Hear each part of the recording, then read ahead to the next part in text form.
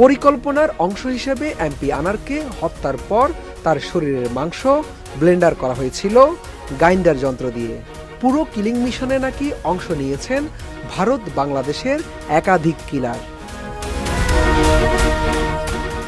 পশ্চিমবঙ্গের সিআইডির বরাতে ওই প্রতিবেদনে আরও বলা হয়েছে, আনারের দেহাবশেষ মিট গ্রাইন্ডার দিয়ে পিষে ফেলা হয়েছিল যাতে দেহের কোনো অস্তিত্ব পাওয়া না যায়, তাই এই বিশেষ পদ্ধতি অবলম্বন করা হয়েছিল।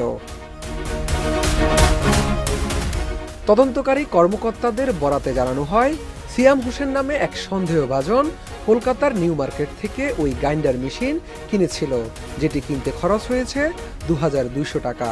পরে নতুন গ্রাইন্ডার মেশিনটি দিয়েই আনারের দেহাবশেষ ব্লেন্ডার করা হয়েছিল।